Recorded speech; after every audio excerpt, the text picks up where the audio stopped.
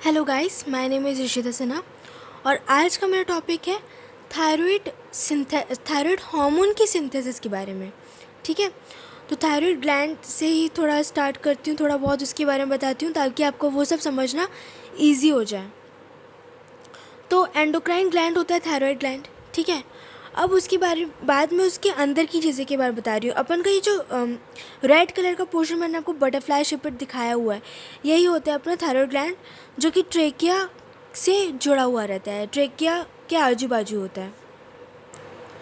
अब मैं अगर थायराइड ग्लैंड के अंदर अगर मैंने माइक्रोस्कोप लगा लिया, उसके अंदर देखना चाहा, तो उसके अंदर हमें कुछ ऐसे स्ट्रक्चर्स मिलेंगे। ये जो हमें गोले गोले दिख रहे हैं, इन गोले गोले का नाम क्या होता है? फॉलिकल होता है। ये जो हमें ट्रायंगल शेप दिख रहे हैं, बहुत सारे ट्रायंगल ट्रायंगल ट्रायंगल, ये क्या है? ये है फॉलिकुलर सेल्स। ठीक है, और ये जो बीच में ये जो अपन को स्पेस दिख रहा है, यहाँ पे भी अपन को ये क्या है? ट्रायंगल ट्रायंगल तो अपना हो गया फॉलिकुलर सेल्स। ठीक है, और इसके बीच में जो स्पेस दिख रहा है हमें, ये क्या हो जाता है? ये हो जाता है फॉलिकुलर कैविटी। ठीक है, तो एक चीज़ आप याद रखिए कि फॉलिकुलर कैविटी में एक सब्सटेंस प्रेजेंट होता है जिसका नाम होता है थायरोग्लोबुलिन, जो कि हार्मोन नहीं होता है, बस कोलाइडल सब्सटेंस होता है। ठीक है, ये चीज़ मैंने आपको बता दी। अब आप दूसरी चीज़ याद रखिए कि हम क्या पढ़ रहे हैं? थायराइड हार्मोन का बनना, यानी सिंथेसिस ऑफ थायराइड हार्मोन पढ़ रहे हैं हम। ठीक है, तो उसके लिए बहुत ज़्यादा ज़रूरी है आयोडीन का होना और टायरोसिन का होना। आयोडीन भी हमें कहाँ से मिलता है? डाइट से मिलता है। हम जब खाना खाते हैं तो वहाँ से हमें आयोडीन मिल जाता है। और टायरोसिन भी हमें कहाँ से मिलता है? हमें ये भी डाइट से मिलता है। और आयोडीन जो होता है, कोई भी चीज़, चाहे वो आयोडीन हो, चाहे वो टायरोसिन हो, कुछ भी हो, अगर उसको हमारी बॉडी में यूटिलाइज़ कराना है तो उसको हमें जीआई ट्रैक्ट से एब्जॉर्ब कराना पड़ेगा, absorb through GI tract. Similarly अपना टायरोसिन जो होता है, इसको भी हमें एब्जॉर्ब कराना पड़ेगा फ्रॉम जीआई ट्रैक्ट। तो टायरोसिन जैसा है वैसे ही वो एब्जॉर्ब हो जाता है, लेकिन आयोडीन को अगर एब्जॉर्ब कराना है तो उसको पहले आयोडाइड में बदलना पड़ेगा, और आयोडाइड में बदलने के बाद ये एब्जॉर्ब होता है थ्रू जीआई ट्रैक्ट। तो आपने ये दोनों चीज़ें याद रख ली। और कि आयोडीन, थायरोग्लोबुलिन कहाँ होता है? पहले मैं आपको थायरोग्लोबुलिन बताती हूँ। थायरोग्लोबुलिन कहाँ होता है? फॉलिकल कैविटी में। आयोडीन हमें कहाँ से मिलता है? हमें मिलता है अपने डाइट से, और जिसको आयोडीन को आयोडाइड में बदलना पड़ता है अगर हमें जीआई ट्रैक्ट से कंज्यूम कराना है तो। और टायरोसिन जो होता है, टायरोसिन भी हमें कहाँ से मिलता है? डाइट से मिलता है। अब अगर बात करें stages of synthesis of thyroid hormone, तो थायराइड हार्मोन के सिंथेसिस की स्टेजेस क्या क्या होती है? पहला होता है थायरोग्लोबुलिन सिंथेसिस। ठीक है, फिर होता है आयोडाइड ट्रैपिंग, देन होता है ऑक्सीडेशन ऑफ आयोडाइड, देन होता है transport of iodine into follicular cavity, then iodination of tyrosine, and then होता है कपलिंग रिएक्शंस। ये 6 स्टेजेस होते हैं। ठीक है, अब मैं एक एक करके आपको वो सारी चीज़ें क्लियर करती हूँ। अब देखिए, मैंने आपको बताया था ट्रायंगल शेपेड क्या था? फॉलिकुलर सेल था। तो मैंने एक सेल को बस निकाल कर यहाँ पे रख दिया है, फॉलिकुलर सेल। उसके अंदर ये है न्यूक्लियस उसका। अब ऑब्वियसली सेल है तो इसमें क्या होगा? एंडोप्लाज्मिक रेटिकुलम होगा और गोल्जी अपैरेटस होगा। तो ये दोनों मिलके क्या सिंथेसाइज और सिक्रीट, यानी सिंथेसाइज भी करते हैं और सिक्रीट भी करते हैं किसको? थायरोग्लोबुलिन को।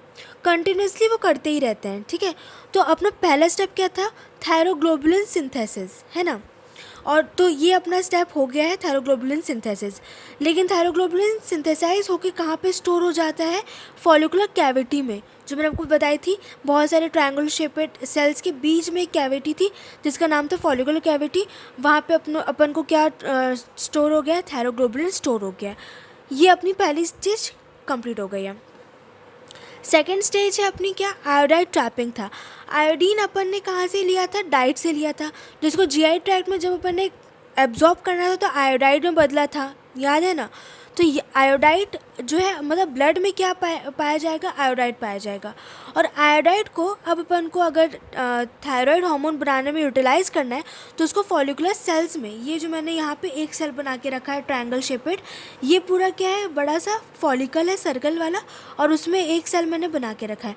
तो अपन का फॉलिकल में, फॉलिकुलर कैविटी में तो अपन थायरोग्लोबुलिन मतलब कि स्टोर हो चुका था।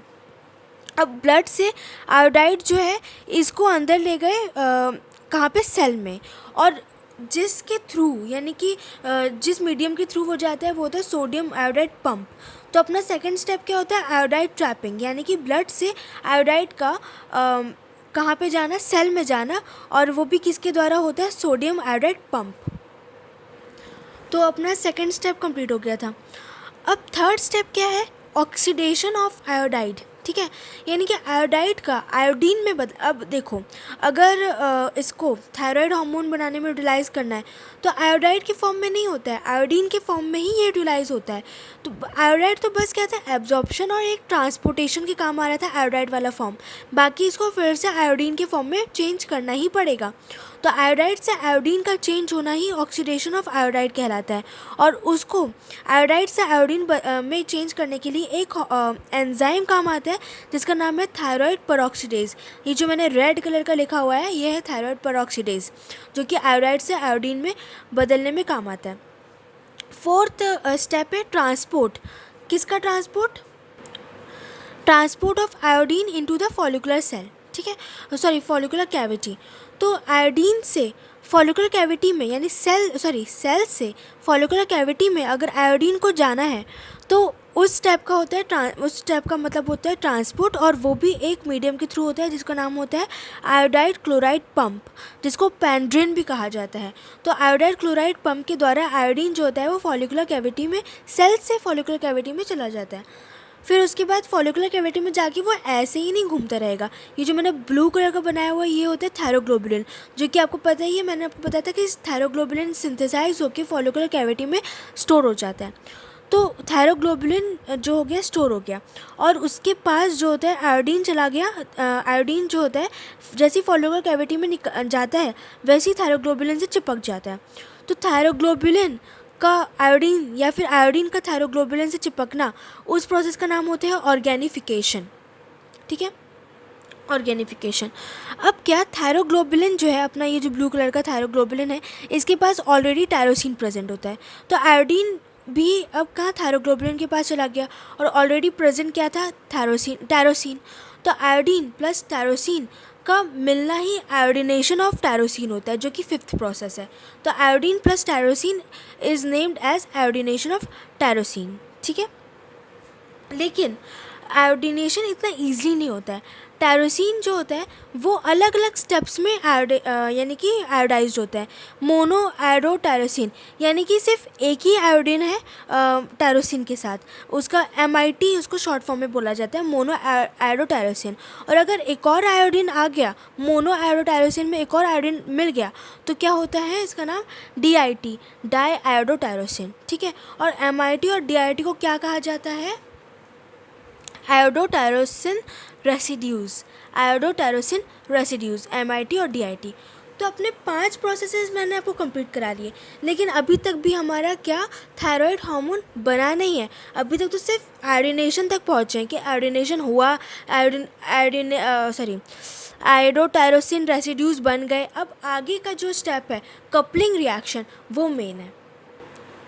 So this is coupling reaction. Coupling reaction से ही हमारे क्या थायराइड हार्मोन बनते हैं। अगर एक मॉलिक्यूल ऑफ DIT यानी कि 2 आयोडीन था जिसमें DIT, और 1 मॉलिक्यूल ऑफ MIT मिल गए तो T3 बना दिया। आपको पता ही कि थायराइड हार्मोन 2 तरह के होते हैं, एक होता है T3 और एक होता है T4। T3 का नाम होता है ट्राई आयोडोथायरोनिन, और T4 जो होता है मेन होता है थायरोक्सिन, जो कि आपको सबको पता ही होगा थायरोक्सिन। तो अगर 1 DIT और 1 MIT मिल गए तो T3 बन गया। लेकिन अगर ये रिवर्स फॉर्म में होता है यानी कि 1 MIT और 1 DIT मिला है तो अनदर फॉर्म ऑफ T3 होता है जिसको कहा जाता है रिवर्स T3 या फिर RT3। सिर्फ और सिर्फ 1% ऑफ थायराइड आउटपुट होता है ये, जो कि इनएक्टिव फॉर्म में होता है।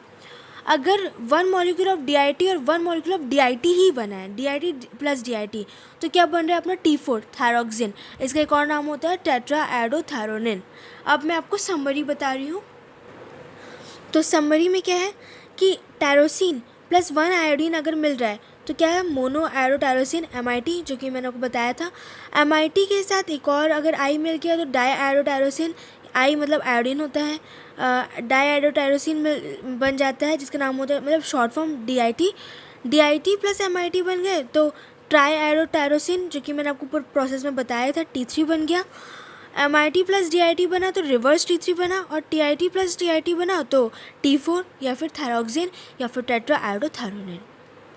So please like share and subscribe my channel. हमारा ये लेक्चर यहीं पे ख़त्म होता है, तब तक के लिए बाय।